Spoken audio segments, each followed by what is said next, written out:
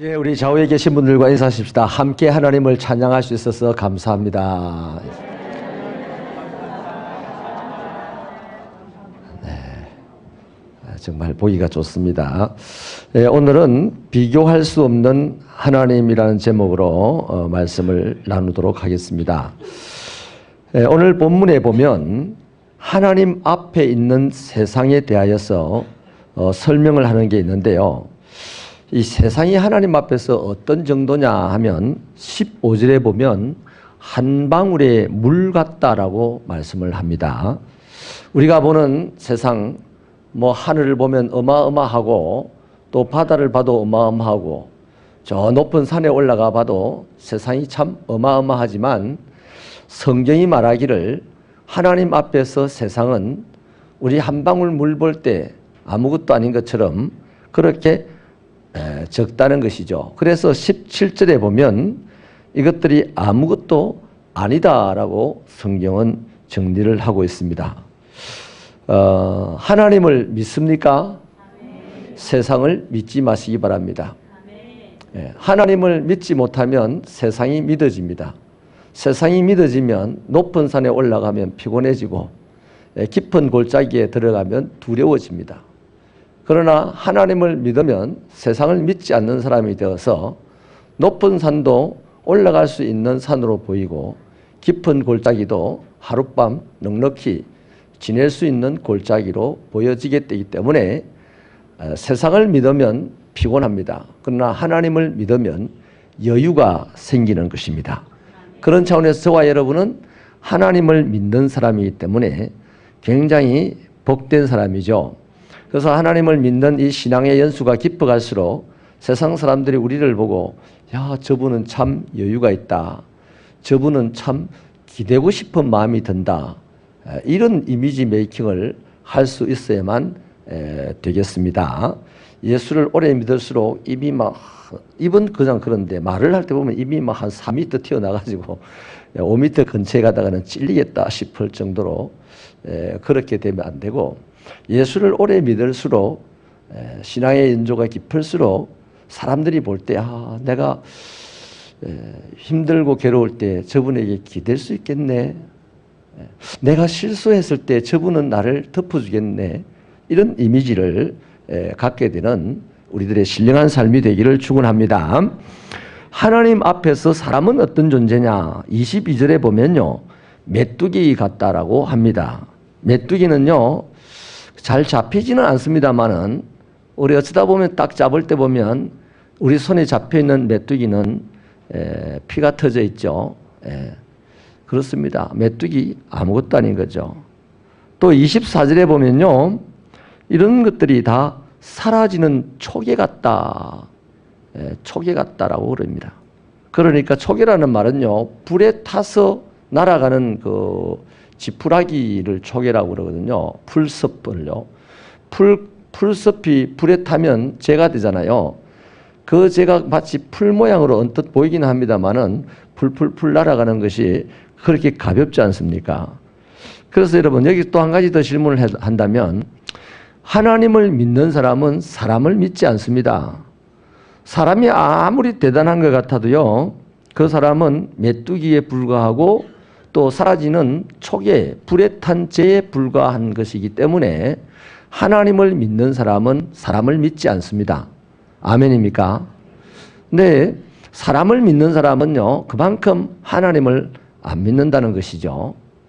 사람을 믿으면 많이 피곤합니다. 눈치 많이 봐야 돼요. 근데 하나님을 믿으면요, 한 분 하나님의 눈치 보고 천만인의 눈치를 안 보고 살아갈 수가 있어요. 할렐루야. 처음에는 자기 눈치 안 봐준다고 막 그냥 눈 건총을 쏘기도 하고 말이죠. 입에 물총도 쏘기도 하지만 점점 시간이 지나가면 저 사람이 바르다, 하나님만을 따라가는 저 사람이 바르다 하고 점점 거기에 길들여지게 되고 그러면 하나님 나라의 평화가 만들어지고 질서가 만들어지게 되는 것이죠. 근데 한 사람, 하나님을 따라가는 사람이 하나님도 눈치 봐야 되고 사람도 눈치 봐야 되고 또 A 사람 눈치도 봐야 되고 B 사람 눈치도 봐야 되고 박 씨의 눈치도 봐야 되고 이 씨의 눈치도 봐야 되면요. 한 석 달만 살면 아마 이 머리 안이 그냥 돌아가지고요. 이 세이크 증후군이라는 게 있어요. 아기를 갓 태어났을 때 이쁘다고 막 흔들면 큰일 난답니다. 뇌가 막 그 지자리를 못 잡는다는 거예요. 그래서 그 아이의 나중에 성장 상태를 보면 굉장히 어렵게 성장을 한다 하는 그런 게 있습니다. 이 흔드는 증후군, 흔들림 증후군이 있어요. 사람도 하나님 봤다가 사람 봤다가 A 봤다가 B 봤다가 막 이렇게 흔들고 다니면 아무 중심이 없습니다. 그래서 예수님이 소를 가지고 쟁기를 가지고 밭을 갈 때도 자꾸 뒤돌아보면 나중에 곡식을 뿌리러 오는 사람이 힘들다 그랬습니다. 그러니까 우리 새벽교회 성도 여러분, 하나님을 믿습니까? 사람을 믿지 마세요. 사람은 사랑하고 이해하고 배려해주고 덮어주어야 할 대상입니다. 믿을 대상이 아니에요. 근데 우리 믿었다가 발등 찍혔다는 말이 왜 나오겠습니까? 하나님을 안 믿고 사람 믿었다는 증거가 되는 거죠. 자, 그래서요, 하나님 앞에서 세상도 사람도 아무것도 아니다. 이 말씀은, 성경의 말씀은 뭔 얘기입니까? 하나님만 믿고 의지하라는 것이거든요. 그런데요, 어리석은 사람들은요, 시편 53편에서 말하기를 그 마음에 하나님이 없다라고 생각을 한다 그랬어요. 그래서 악한 일을 한다 그랬는데, 사람이 하는 가장 악한 일이 뭐냐면 사람이 사람의 손으로 하나님을 만드는 겁니다. 우상을 만드는 거죠. 그래서 어리석은 사람들에 대해서 19절, 20절에서 말씀을 주시는데 이게 뭡니까? 우상을 만들더라는 거죠. 보다 크게, 우상 처음에 인형으로 시작합니다. 자그마한 인형. 고대 사회로 갈수록요, 신의 키가 작습니다. 손톱만큼 하다가 주먹만큼 하다가 팔뚝만큼 하다가 사람만큼 하다가 이제는 거대한 신상으로 막 발전을 하게 되는데, 그게 바로 사람이 만든다는 거죠. 이걸 만들어 보니까 이거보다 좀 더 크게, 좀 더 화려하게, 좀 더 높게 이렇게 만들어가는 것이 바로 우상을 만드는 것인데, 누가 우상을 만드느냐 하면 하나님이 자신의 마음에 생각하기를 하나님이 없다라고 생각하는 사람은 반드시 그 우상을 만든다는 것이죠. 그래서요, 우상을 만드는 기술이 발달하면서 장인도 나오고 장색도 나오고 귀인도 나오고 사사도 나온다 그래요. 신을 만드는 이 작업을 통해서 똑똑한 사람들도 나온다는 거죠. 기술자들도 나온다는 거죠. 그러나 그들은 아무리 똑똑하고 아무리 좋은 기술을 가지고 있어도 사람입니다.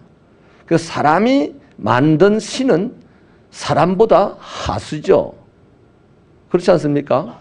그러면요, 아까 하나님 앞에서 사람이 불섭에 날아가는 초계 같다 그랬고요, 메뚜기 같다 그랬으니까 사람이 만들어 놓은 저기 부처상이라든지 뭐 여기 또 동네 어귀에 걸려 있는 뭡니까?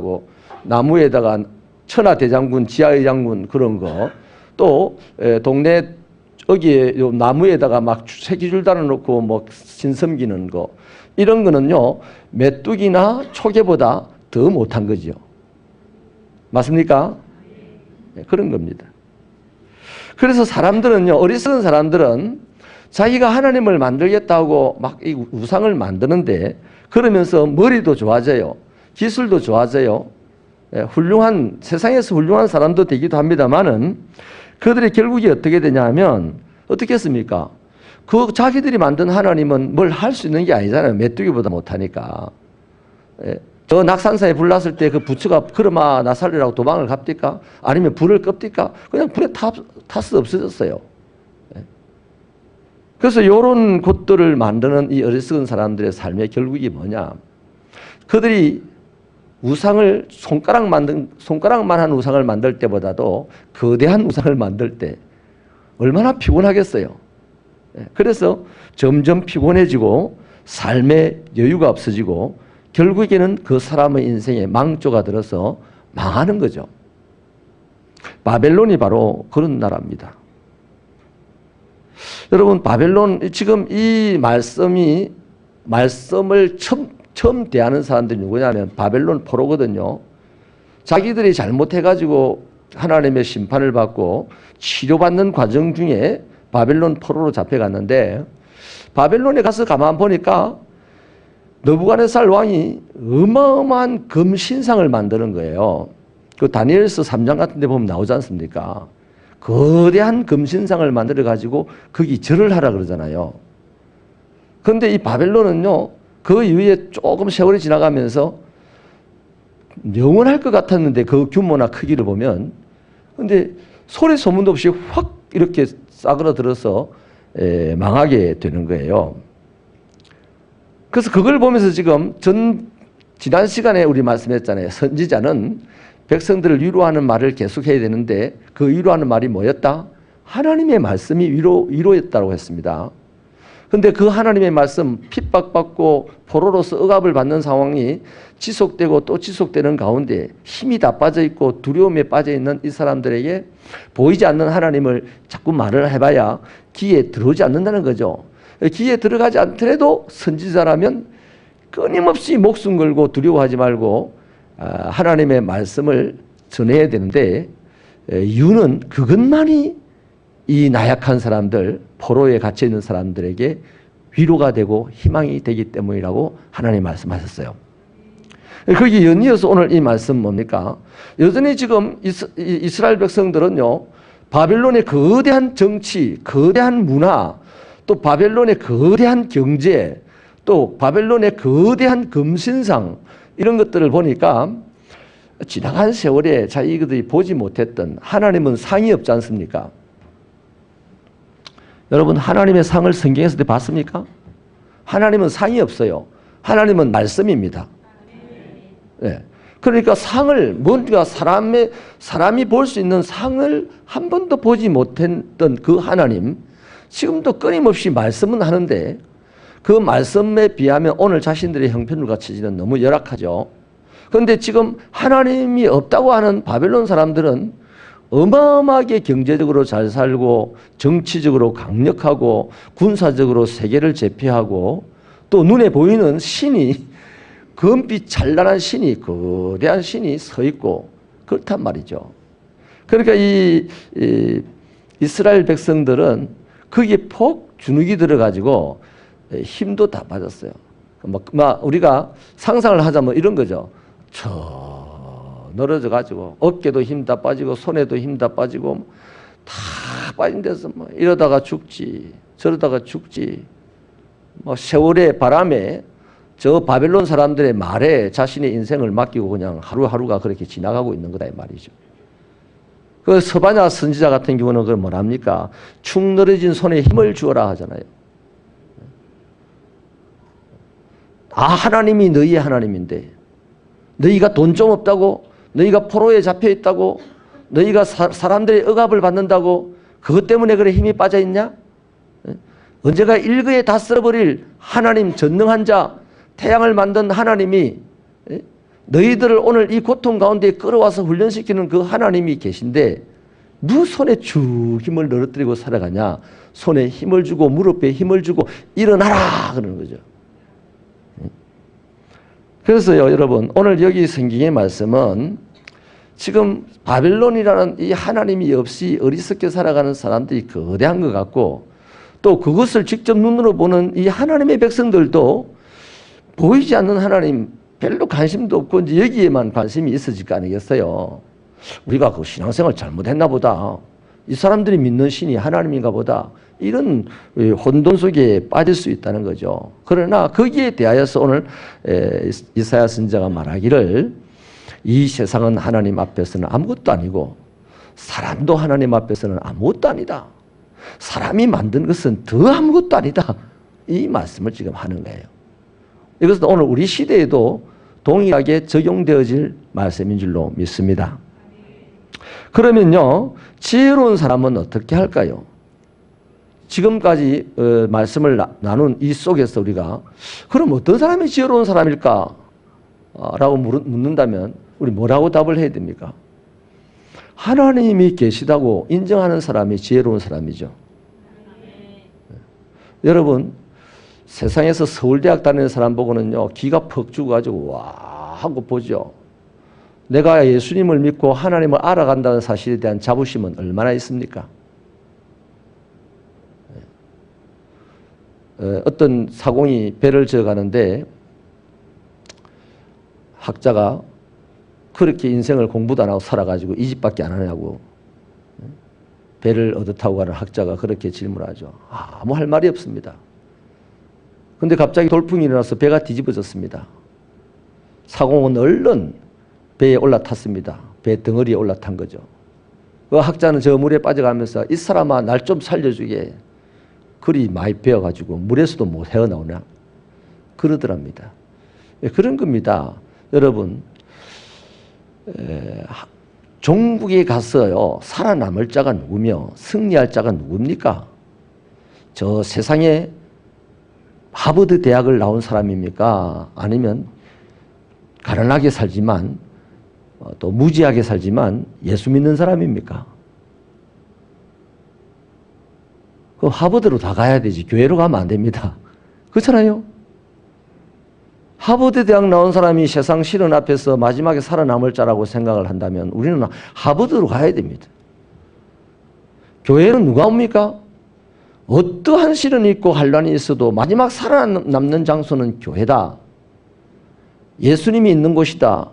그것을 인정하는 사람이 교회에 모이는 거 아닙니까? 이제 그것도 인정 안 하면서 이제 분위기 따라 모이는 경우도 있긴 있습니다. 요즘 동창회처럼.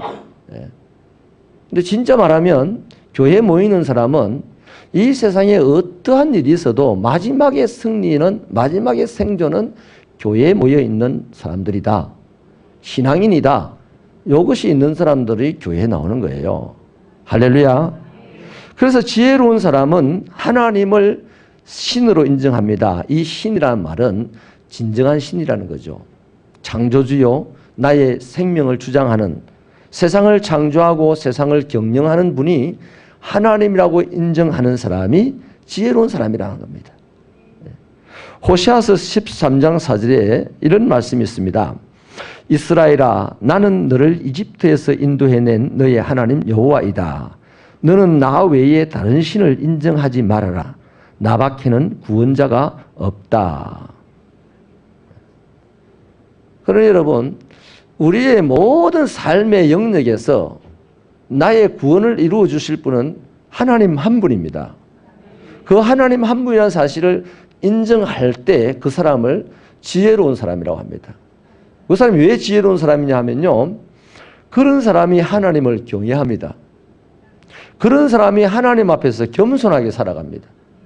그런 사람이 하나님의 구원을 하나님의 자기 경영을 사모합니다. 아멘입니까? 오늘 특별히 말씀에는요. 하나님을 사모하는 쪽에 포인트를 많이 맞추고 있는데요. 하나님이 세상 창조자요. 하나님이 세상 경영자다는 사실을 인정을 한다면요. 그 인정하는 사람은 딱 두 가지 반응을 보입니다. 그 하나님 때문에 겸손하게 살아가고 그 하나님을 사모하며 살아가는 거죠. 그래서 시편 123편 2절에서는요. 종이 자기 주인의 손을 바라보듯이 우리가 우리 하나님 여호와를 바라보며 주께서 우리를 불쌍히 여기실 때까지 우리가 기다립니다. 그 지금 바벨론 포로로 잡혀가 있는 사람들 중에요. 다 하나님을 인정하고 하나님께로 돌아올 자들은 아닌 것 같아요. 대부분이 지금 바벨론으로 빨려가고 바벨론에 그냥 적응하여서 살려고 하는 자일 거예요. 실제로 나중에 바벨론 포로로 잡혀갔던 사람들 중에 돌아온 사람들은 그렇게 많지가 않습니다. 그 사람들에 의해서 하나님의 역사는 이루어져 가고 또 예수님이 탄생하는 데까지 번성해 가는 것이죠. 아무튼 그 시대에 보이지 않는 하나님을 저버리고 보이는 우상신을 만든 사람들과 그 금빛 찬란한 우상을 보면서 이제 사람 따라 가버린 사람들이 많은데 그들에게 지금 이 말씀을 하는 거예요. 그들에게. 진짜 하나님이 세상 창조자다. 하나님이 세상을 경영하는 자다. 이 말씀을 인정하는 사람. 지금 구구절절 하나님께로 돌아오는 말씀도 들었고 하나님 말씀만이 위로가 된다는 것도 들었고 다 들었어요. 근데 결정적으로 이제 이 말씀을 주는 거죠. 하나님이 창조자다. 하나님이 경영자다. 지금 바벨론이 아무리 대단한 것 같아도 초계처럼 사라질 것이고 또 나중에 그 뭡니까 그 동상 보면요 쇠에서 뭐 구리에서 청동에서 흙으로 발목이 흙으로 돌 하나가 날아와서 발목을 치니까 그 청동 신상이 그냥 확 사라지더라고 하지 않습니까? 그런 내용의 얘기도 다니엘서에 보면 나오지 않습니까?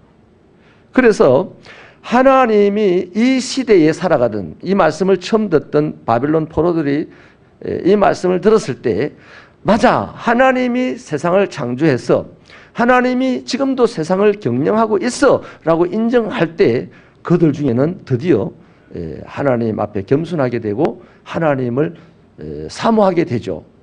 그래서 하나님을 사모하게 될 때 그들에게 나타나는 결과가 뭐겠습니까? 새 힘이 생기는 거죠. 31절 한번 읽어보십시다. 31절.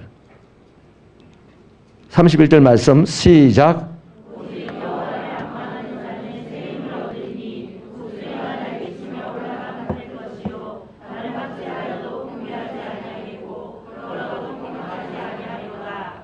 아멘.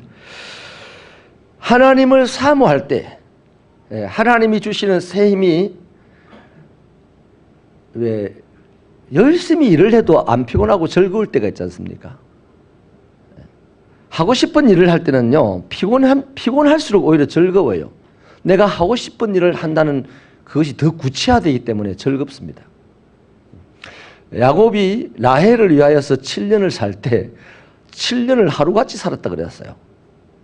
아우, 시간이 왜 이리 안 가노 이러지 않았습니다. 시간이 너무 빨리 간 거죠. 그 뭡니까? 즐거웠다는 거죠. 그게 바로 뭡니까? 새 힘이, 라헬이라는 사람 때문에 새 힘이 들어간 거죠. 야곱 안에. 그러니까 우리가 하나님을 사모할 때 우리 하나님이 내 안에 주시는 것이 있는데 그것이 뭐냐면 새 힘입니다. 그 새 힘이 바로 여전히 세상은 척박하고 여전히 세상은 바람이 많이 불고 여전히 내 인생의 문제는 해결이 안 됐는데도 내 안에 알 수 없는 즐거움이 생겨나는 거죠. 알 수 없는 힘이 생겨서 어제는 죽었으면 좋겠다 했는데 오늘 이후로 살아갈 이유가 있다. 이렇게 하는 거죠. 이거 이해되십니까? 네. 똑같은 환경입니다. 어제도 오늘도 내일도 똑같은 환경일 것 같아요. 근데 바뀐 게 뭡니까? 내가 하나님을 인정했어요.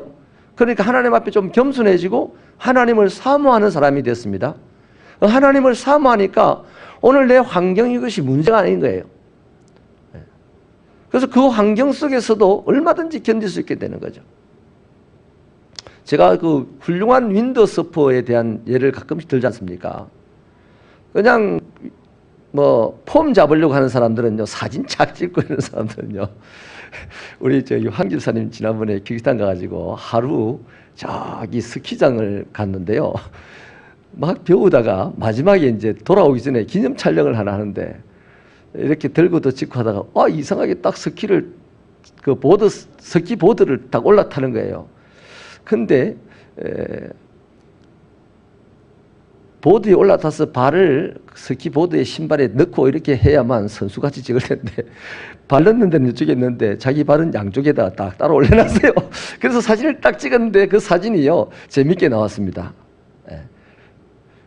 그냥 사진 찍는 즐거움으로 살면요, 그 정도일 거겠죠, 그죠? 근데요, 훌륭한 윈드서퍼는요, 사진 찍는 즐거움으로 사는 게 아니고 큰 파도를 즐기는 즐거움으로 살잖아요. 그래서 찰랑찰랑 파도가 일어나면 그냥 저 언덕에서 그냥 아무것도 안 하고 놉니다. 근데 찰랑찰랑 파도가 일어날 때 이제 사진 찍으려고 하는 사람들, 그런 사람들은 이제 물가에다 띄워놓고 뭐 올라타다가 내렸다가 폼 잡고 사진 찍고 그러죠. 그 큰 파도가 이렇게 확 오면 그런 사람들은 싹 다 도망가 버립니다. 근데 훌륭한 선수들은요, 그때 노래를 부르면서 야 하면서 그 보드를 들고 바다를 향하여 뛰죠. 그리고 큰 집채만한 파도 위에 그냥 보드를 올려서 쫙 이렇게 타지 않습니까? 자기는 사진을 안 찍었어요. 그런데 어디선가 사진을 찍었습니다. 그 사진은 수백만 원짜리 값어치가 되는 거죠. 그냥 내가 찍은 사진은, 사진 찍는 재미로 보드를 탄 사람은 팔려고 해도 안 사가죠. 그냥 페이스북에 올려놓고 그냥 봐달라고 하는 정도죠. 사랑하는 여러분, 우리 하나님의 사람들은요, 이런 사람들이라고 믿습니다. 하나님 따라합시다. 하나님의 사람은 세상을 살아가는 선수다. 아멘 합시다. 선수들입니다. 왜? 마지막 승자들일 테니까요. 우리 하나님이 우리를요, 예수 그리스도라는 독생자 아들을 십자가에 못 박혀 죽도록 내주시고 우리를 죄악 가운데서 영원한 형벌 가운데서 살려내셨다면 살려내놓고 또 탁 죽일 리가 있겠습니까? 시련이 왔다고 죽어라, 태풍 왔다 죽어라, 뭐 이렇게 하실 리가 있겠습니까? 그때부터는 당신의 이름을 위하여서 우리를 의의 길로 인도하시는 거예요. 우리를 살 길로 인도하시는 거예요. 우리를 어려움 가운데서 살려낼수록 누구의 이름이 빛이 납니까? 하나님의 이름이 빛이 날 거 아닙니까? 그러니까 하나님은 어쨌든 우리가 하나님의 은혜로 구원을 받은 이후로 어떤 상황에서든지 하나님이 다 조정하셔서 반드시 마지막에는 승리자가 되게 하신다는 것입니다. 그런 차원에서 우리는 지금 오늘 내 형편과 처지가 지속적으로 어렵다 하더라도요, 예수 안 믿는 저 세상 사람은 다 편안하고 잘 살고 뭐 웃고 뭐든지 원하는 대로 하고, 그것 보면서 기죽지 마시고 또 그것 보고 부러워가지고 하나님을 떠나야 되겠다 뭐 이런 거 하지 마십시오. 그게 바로 어리석은 사람이에요. 지금 그런 우리의 상황에서도 우리가 지혜로운 사람이요, 승리자라면 지금 우리가 할 일은 하나님이 세상을 창조했다, 하나님이 이 세상을 경영하신다. 그러면 나는 그 하나님 앞에 겸손히 서면 하나님 앞에 겸손한 자에게 주어지는 보상이 있지 않습니까? 땅에서 잘 되는 겁니다. 또 하나님을 사모하는 거죠. 무슨 사모? 내 이 어려운 형편 가운데서 건져줄 이는 저 우상도 아니고 저 사람도 아니고 저 세상도 아니다 이거예요. 내 이 어려운 형편 가운데서 건져주실 이는 오직 하나님 한 분이시다 이 말이에요. 나를 질병 가운데서 건져주실 이도 하나님 한 분이시고, 나를 인간관계 가운데서 건져주실 이도 하나님 한 분이시다 이 말이에요. 그러므로 그 하나님 한 분 사모해야 되겠죠. 사모하면 다시 말씀드리기를, 하나님 뭘 주신다? 하나님이 우리를 병을 딱 고쳐주시고요, 가난한 우리를 부자가 딱 되게 해주시고 바로 제깍제깍 이래 주시면요 좋겠는데, 하나님 그러지 않았어요. 오늘 어떻게 했습니까? 새 힘을 주셨어요. 그 병을 견딜 수 있게 하시고 이길 수 있게 하시고, 가난을 견딜 수 있게 하시고 이길 수 있게 하시고, 인간관계가 깨어져가지고 내가 억울한 소리를 듣는데 견딜 수 있게 하시고 이길 수 있게 하시고, 그 새 힘을 주신다는 거예요. 그래서 새 힘을 가지고 견디고 이겨냈더니 그게 뭡니까? 우리는 고백하기를 하나님이 나와 함께 하셔서 승리자가 되었습니다 라고 고백을 할 것이고, 세상은 뭐라고 우리를 보겠습니까? 하나님이 함께하는 자는 잘 되는구나 라고 하지 않겠어요? 아멘입니까? 지난주에도 제가 말씀을 드렸지만요, 제가 키르기스탄 갈 때 너무 추운 날씨니까 따뜻하게 좀 해달라고 기도 부탁을 드렸거든요. 근데 진짜 따뜻한 거죠. 너무 따뜻했어요. 여기는 영상 5도인데 거긴 영상 7도였습니다. 세상에 그런 일이 없었어요. 그 나라에.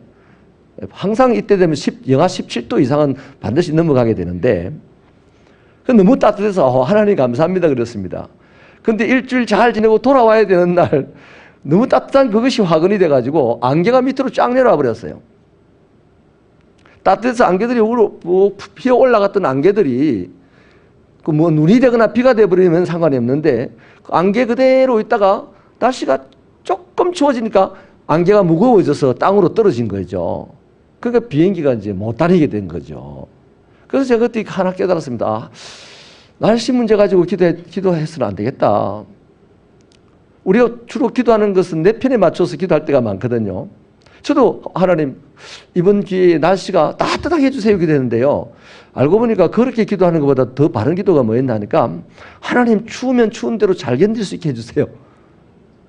잘 견딜 수 있게 해달라고 기도하는 것이 맞았던 것 같아요. 그 열흘간 동안 그 따뜻한 기온 때문에 기상이변이 그 나라에도 일어나겠죠. 거꾸로 그 농작물이라든지 이런 데 또 심각한 피해가 일어나겠죠.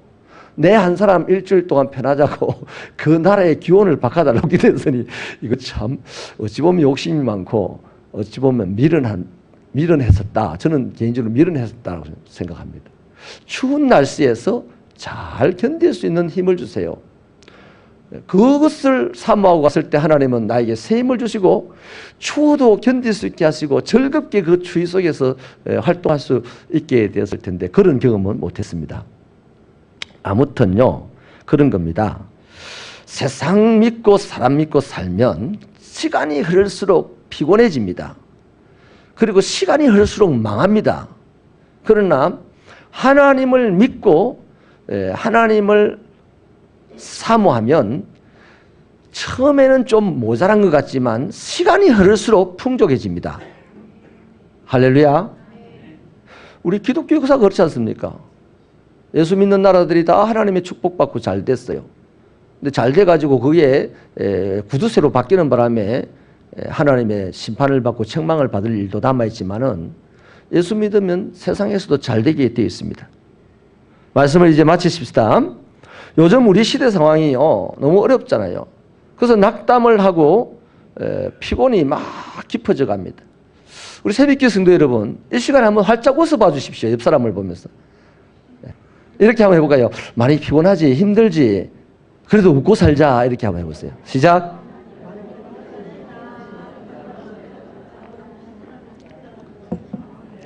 세상이 험악하고요, 세상이 살기가 어려지면요, 다 얼굴이 침울해집니다. 우리는 세상에 비치지 않습니까? 여러분, 햇빛이 하수구에도 비치고요, 저 나무에도 비치고, 햇빛이 그냥 밝은 세상에도 비칩니다. 햇빛이 하수구에 비친다고 해서 햇빛이 하수구 색깔 됩니까? 그거 아니지 않습니까? 하나님은 우리들을 세상의 빛이라 그랬습니다. 그죠? 우리 세상이 지금 어두컴컴해졌어요. 세상의 빛이라고 하는 우리도 같이 세상 사람들과 똑같이 어렵고 힘들다고 우리의 얼굴이 우중충해지면 안 되지 않겠습니까? 거기에 물들지 마시고, 비록 세상은 낙담하고 좌절하면 할수록, 그래서 피곤하면 할수록 당연합니다. 그 사람들은 하나님을 안 믿기 때문에, 세상 믿고 사람 믿고 살아갔기 때문에 시간이 흐를수록 피곤할 일만 있고 안 될 일만 있고 낙담할 일만 있어요.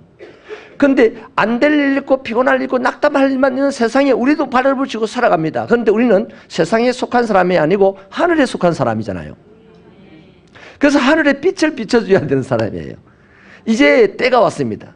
이렇게 세상이 우중충해 갈 때 우리는 밝음에 대한 얘기를 해야 돼요. 아멘입니까? 그 밝음에 대한 얘기 말로 시끄럽게 할 거 뭐 있습니까? 활짝 웃어주면 그만이죠.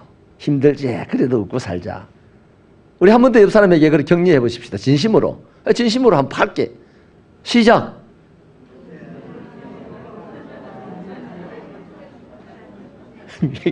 어쩔 수 없이 내가 한다.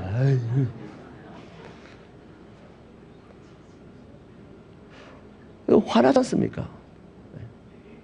세상이 어두워져 갈 때 더 어둡게 만드는 사람이 될 것인가? 빛인 우리가 어두워지면 세상은 더 어두워지는 거 아니겠어요? 이 세상이 어두워져 갈 때 세상을 밝게 만들 것인가? 이것은 우리가 하나님을 인정할 것인가? 세상을 인정할 것인가? 우리가 결심해야 됩니다.